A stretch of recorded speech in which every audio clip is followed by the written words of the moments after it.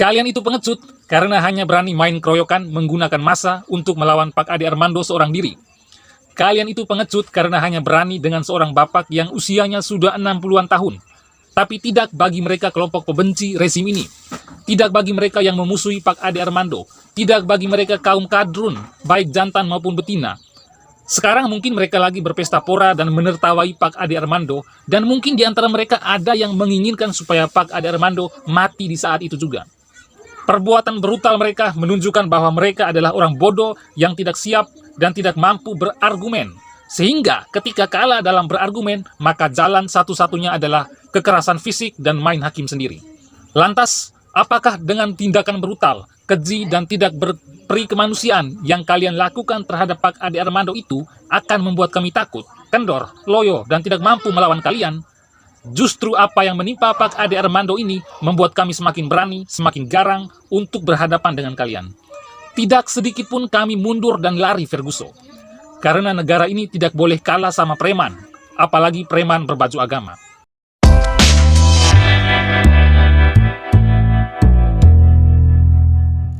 Senin 11 April 2024 adalah hari yang menyedihkan bagi kita kaum waras dan kelompok berakal sehat. Karena ada satu peristiwa yang terjadi di luar dugaan kita, yaitu telah terjadinya tindakan pengeroyokan, tindakan main hakim sendiri, tindakan penganiayaan yang dilakukan oleh para penjahat kemanusiaan terhadap Pak Ade Armando.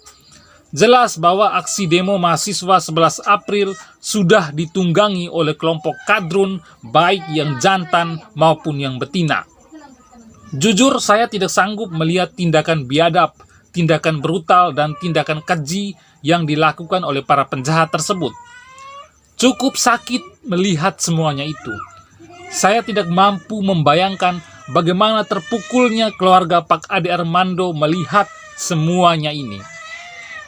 Hanya lantunan doa dari saya, semoga Pak Ade Armando segera sembuh dan dapat kembali berkumpul bersama keluarga. Dan semoga para penjahat kemanusiaan itu segera ditangkap dan diberi hukuman sesuai dengan perbuatan kejinya. Nah, itulah kita dari kelompok yang berotak waras dan selalu menggunakan akal sehat.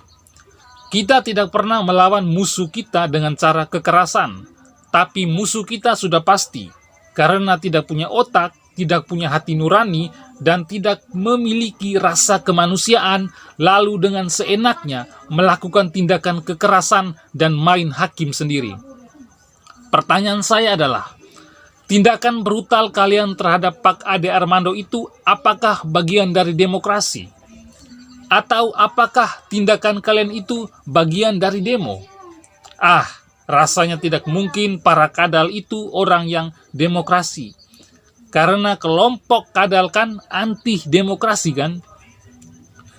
Kata-kata yang pas untuk kalian yang telah melakukan tindakan brutal dan tanpa rasa kemanusiaan terhadap Pak Ade Armando adalah bangsat kalian. Kurang ajar, bajingan, manusia tidak berotak, manusia yang tidak punya rasa kemanusiaan. Kalian seperti binatang buas yang hidup di alam bebas. Hati kalian benar-benar sudah diselimuti batu yang keras. Kalian adalah manusia yang bodoh, orang yang bodoh dan tak berakal.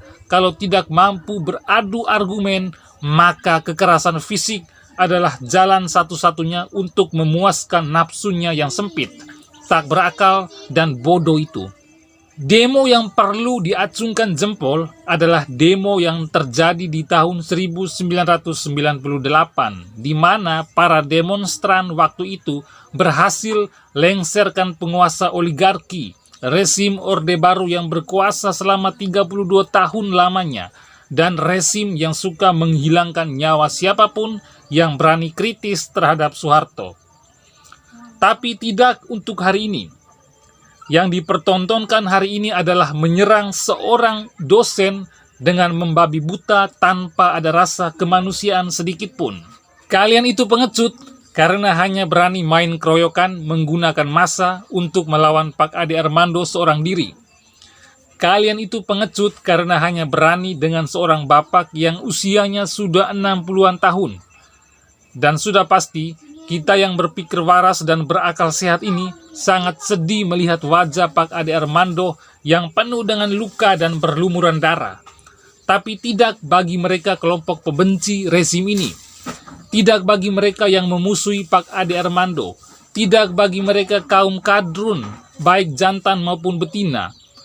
Sekarang mungkin mereka lagi berpesta pora dan menertawai Pak Ade Armando, dan mungkin di antara mereka ada yang menginginkan supaya Pak Ade Armando mati di saat itu juga.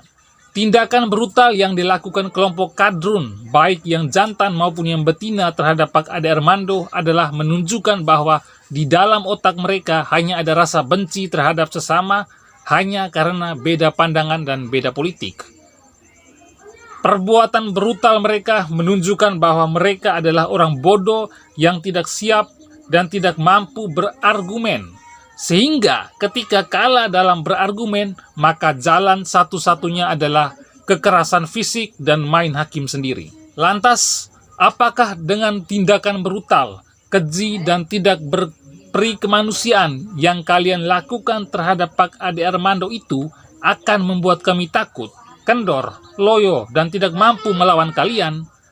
Justru apa yang menimpa Pak Ade Armando ini membuat kami semakin berani, semakin garang untuk berhadapan dengan kalian. Tidak sedikit pun kami mundur dan lari Ferguson.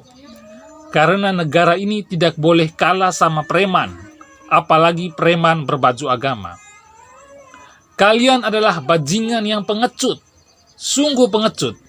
Kalian mengaku paling suci, paling saleh, paling agamis, tapi kalian sendiri malah melakukan suatu tindakan brutal di bulan puasa, bulan yang mana kalian memperbanyak ibadah dan menahan segala godaan.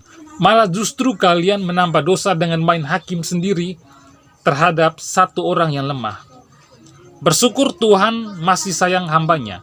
Pak Ade Armando kini telah siuman, beliau telah sadar dan masih terbaring lemas di rumah sakit.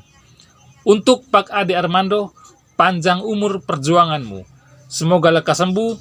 Kita siap menanti cerita-cerita Bapak tentang apa yang terjadi terhadap Bapak di 11 April 2022. Dan sekaligus pelajaran yang pertama dan yang terakhir untuk Bapak di masa yang akan datang, agar Bapak selalu berhati-hati dengan musuh. Tetaplah waspada. Salam dari saya, rakyat jelata yang ada di timur Indonesia. Terima kasih.